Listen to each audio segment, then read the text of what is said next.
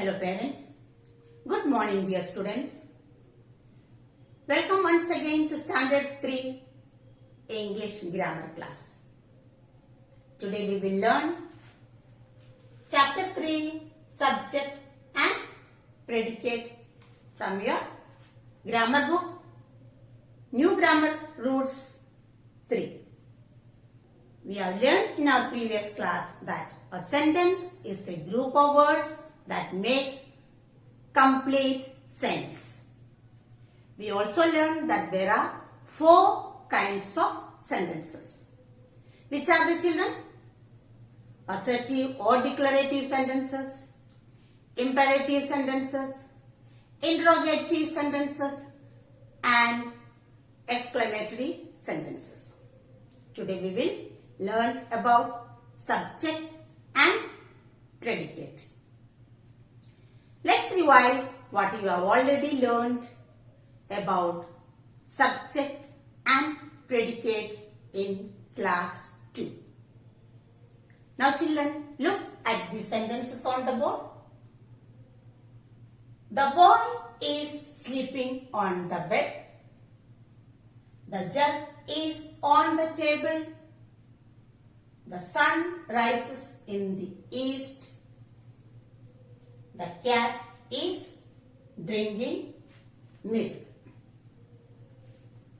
Here we are naming some person or thing and we are saying something about that person or thing. So, all sentences can be divided into 2 parts. The person or place or thing we speak about is called the subject, and what we say about the subject is called the predicate. The boy is sleeping on the bed. Here we are talking about the boy. So, the boy is the subject here. And what are we talking about? The boy is sleeping on the bed. So, is sleeping on the bed is the predicate. The jug is on the table. Here we are talking about the jug. So, the jug is the subject. Is on the table is the predicate. The sun rises in the east. Here we are talking about the sun. So, the sun is the subject. Rises in the east is the predicate. Again, the last sentence. The cat is drinking milk. We are talking about the cat.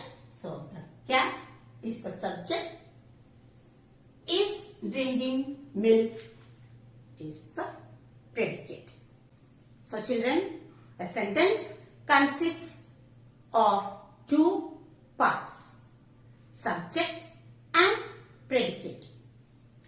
When we talk, we speak about some person, place or thing. And we say something about that person, place or thing. In other words, we must have a subject to talk about and we must say or predicate something about that subject. For example, my mother loves me. Here who is the subject? My mother is the subject. Loves me is the predicate. In most of the sentences, subject is usually at the beginning of the sentence. But sometimes the predicate also come at the beginning. For example, into the street the piper stepped. The subject in this sentence is the piper. But the subject is placed at the end here. Into the street, the piper stepped. So the best way of finding the subject is to ask the question what or who. The answer to this question names the subject. So here, who stepped into the street? The piper. So here, the piper is the subject and into the street is the predicate. Another example, this bottle is pink. What is pink? This bottle. So, this bottle is the subject, is pink is the predicate. Another example, the plant is in the pot. What is in the pot? The plant. So, the subject in this sentence is the plant and is in the pot is the predicate. Moving on to the next topic. Subject in an imperative sentence. Look at these sentences, children. Sit down, be neat and tidy, come inside. These are imperative sentences. Now, who is the subject in these sentences?